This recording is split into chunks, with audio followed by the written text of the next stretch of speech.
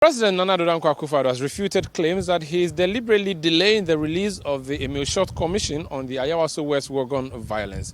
Speaking during an interaction with the Electoral Commission chairperson Jean Mensah, the president said the report or the white paper of that report will be released soon. Pressure has been mounting on President Akpafu. It was a matter of urgency issued a white paper on the Justice Emil Short Commission of Inquiry that investigated the Ayawaso West Wogon by-election violence. The commission presented its report in March this year after a month of public hearing on the violence that marred the 31st January by-election. Persons in masks, described as national security operatives, were seen brutalizing voters and others, including minority MP, who was there to observe the process. Public outrage forced the president to set up the commission to look into the violence that marred the election. NDC MP for Ningo Prampram, Sam George, who was one of the witnesses who appeared before the Justice Short Commission, says he suspects a cover-up, hence the delay in the release of the report. But President Akpafu says the report will soon be released. Ayawaso West Wogon has the problems which we are all familiar with. They led me to establish a commission of inquiry, which has submitted its report, and imminently the government will respond to the white paper with a white paper on what took place. Now, the Accra-Nsawam bound train, which resumed operations this morning, derailed. Citi News understands that the incident occurred at Chintong near Papasi in the eastern region. A technical team was deployed to work to put the train back on track.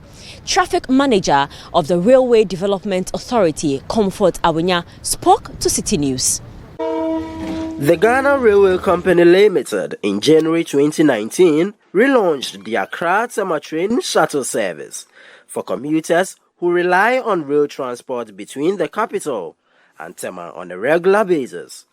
Today, the railway company also began the Accra-Nsawam train service after the operations on that route were halted for months. Although the train took off at 10:30 a.m. from Accra and made stops at Addo, Achimota, Dome, Amasaman, Kotoku and Papase, upon reaching the Chinton community near Papase, the train derailed and got grounded. What you just saw is just a minor derailment.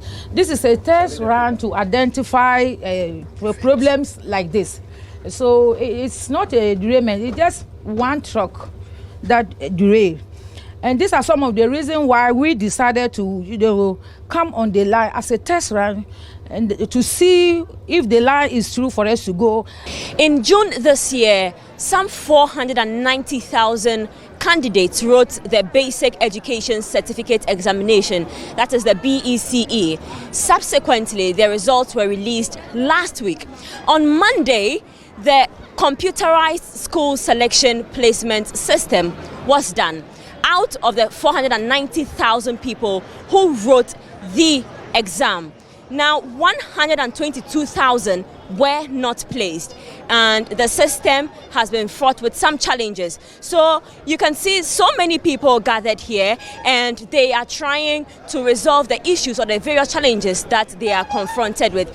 Some of them have been telling me that the security at the gate has been telling them to come back on Monday. That is, those who had aggregate 11 and beyond. Those who had aggregate 6 to 10, their issues are going to be resolved today and tomorrow. So some other stories now. The paramount chief of Lolobi and Akpafu traditional areas have sued the Electoral Commission over what they term as unlawful deletion of their names from the voters' register in the Hohoe municipality.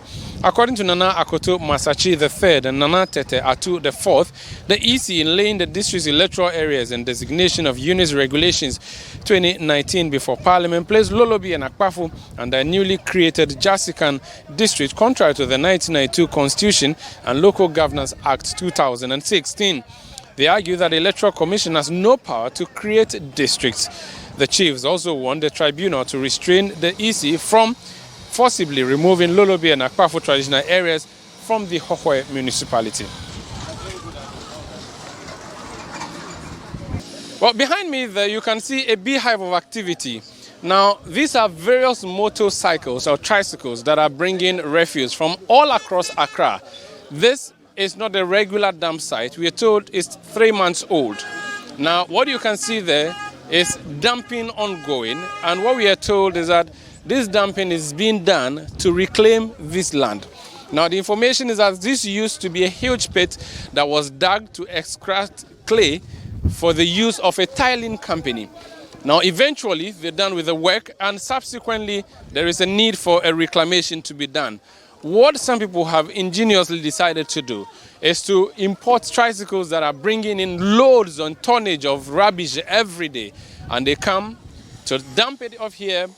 And you can see behind me, these youth in their hundreds are scavenging, sorting, and pressing the refuse down.